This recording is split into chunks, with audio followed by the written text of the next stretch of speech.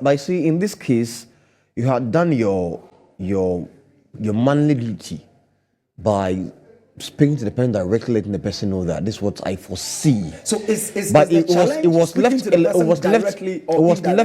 left for the person to want to find out more and what to do to counter the situation, which, like you mentioned, he didn't. And waited till the thing happened. Prophecies that they said they came across to this plane crash and all that. Are you telling me none of these leaders heard it? Are you telling me that? I can't speak for anybody. So we are just making inquiries, trying to understand how a proper way of how this can be done. I stand to be corrected, but it could be they even heard it, but because we overlooked, because it is not personally directed to me, so I don't care. And that is the problem of this nation. If I should come to you to tell you this and this and this is what God is saying, you would be cautioned. You would put yourself to order, ensure that what of others? What of those that they were not privileged to know? What of those? Maybe you are privileged because somebody knows you who I know the person, who could connect. For instance, let me use yourself and myself. Our relationship today. It could be if today I should get any vision about you, I could contact MFA. He could just liaise with you and then you get some. What about but you have my number so you can tell me straightforward. You have my number so you can talk to me straightforward. What of somebody that have no access to your number, do not know anybody connected to you? How do they? And you see, prophecy with a prophet is like a fire shut up in the bones of a prophet, like that of which Jeremiah said. Something is burning inside of the person to communicate it so that they stand to avert whatever is happening. But here comes the case that I'm not finding anybody to communicate it to. You see, I remember one of the prophecies, a prophet who made a prophecy said that one among these people should find a way and see him. Are you telling me that the video, nobody around him saw the video? It could even be that nobody saw it. But there was a communication. He should call me. He should contact me. He should tell me this.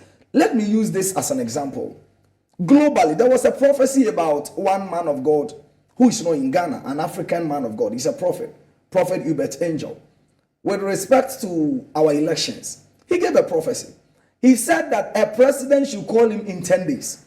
If they don't, things will change. He mentioned the name of the prophecy. He knows people in Ghana. He could have contacted them.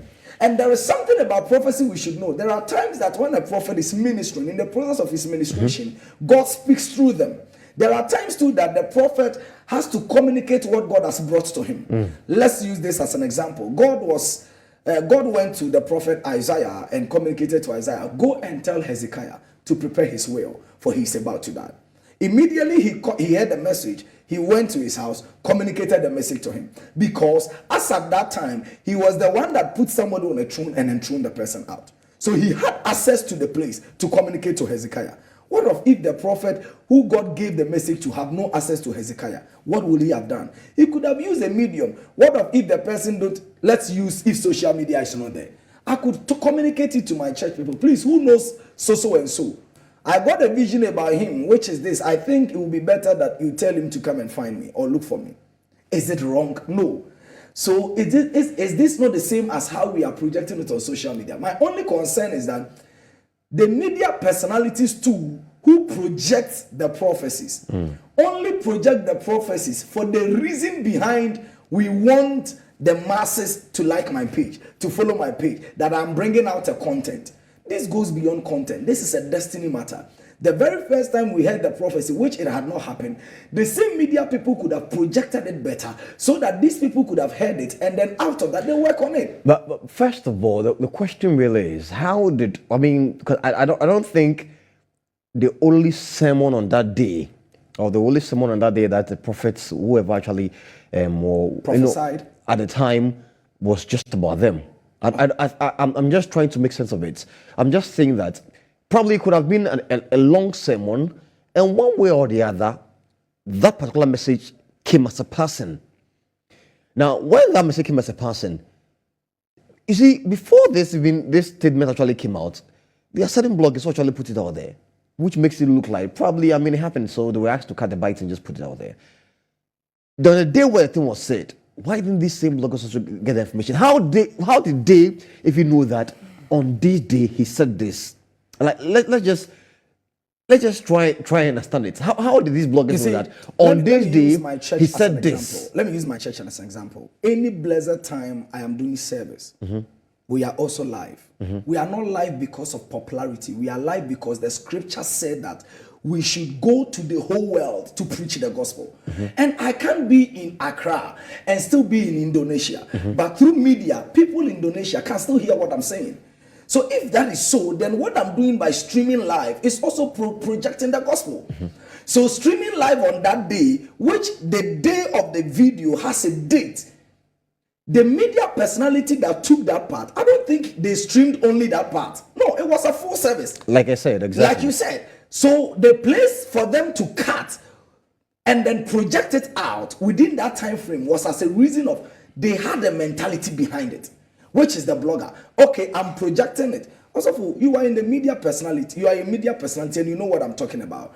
You always want to bring a content that the masses will run after. But factual. Factual. Exactly. So the message he preached factual. the whole day was not factual. No, I'm saying that somebody like myself who's in the traditional media space, I wouldn't rush to put out anything. You know, my ethics as a journalist is to make sure that whatever information I put out there is thoroughly. So I think in a way we should also blame the bloggers. We should also blame some media personalities. Why they do that? Because there are a lot of prophecies that the said man of God could have prophesied in that day, which were very good, but none of them will come out. But for the reason of their content and their money making, they have to just cut a part and bring it out, which in a way, it is not fair to the church. It is for their own personal interest, but it's not fair to the church. What about the good prophecies the prophet has prophesied? And it's always making the social media or the media personalities or bloggers are making it always look like we are only bringing out the excerpt of where it is doomed. What of the good ones?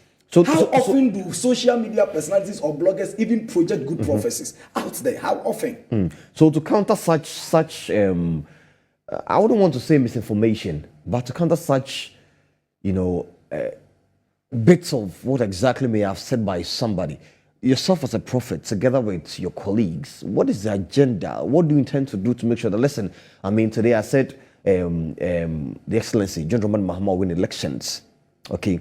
And yesterday I said the late will lose his life. But then I want to make sure that the statement about John Dramani Mahama winning elections is projected more, and the one that speaks about demise will be sent. I'm just asking, probably an advice. Want an advice? Yes. What you think could be done properly? I don't think the man of God will want to be projected than the other. But we live in a society in a certain way that things that are negative travel faster than positive, which we are all aware. I'll come back to that. I'm still here with Prophet J. Mensah. I'm trying not to forget the middle Jude name. Arthiabah Mensah. Jude Arthiabah Mensah. So I think I'm going to start saying J. Mensah. Jude Arthiabah Mensah of Flood of Life, Embassy International here in Accra. Don't go nowhere. When we come back, I'll still be talking to him. We're still here one-on-one. Now I want to find out, the big question is, now the man who's in charge of the interfaith session, as president says, there is a channel where if as a prophet the Lord thy God reveals something to you, channel that information through that. Don't just say it. And I'm really enjoying the conversation, trust me. This is an eye-opener. It's not every day you get a chance to speak to people like yourself. Sometimes before you even see there, you have to book like 2 days or 3 days. It's a big man. So I mean, to be able to see you, face to face, it's a bit surreal, and it's a very good feeling, but not on a good note, because this conversation is being had following the demise of 8 persons who were, on their way to fight for a cause, and there's something we'll be talking about. Can I say illegal mining? I don't know. I just don't get sometimes. I just don't get sometimes why we are. So before the break, I was asking you, is there a way where we can manage the information that we give out in churches? I'm talking about how we can even regulate what goes out there. The best. Forgive me, but just like musicians do, when let's say they sometimes they come out with an album, But then there are 2-3 songs on the album that they properly want Project to it. project, give the energy to. Is there a way where you can also do same? Okay. I think if you look at it very well, Right. prophets don't air their messages online. It is their media personalities.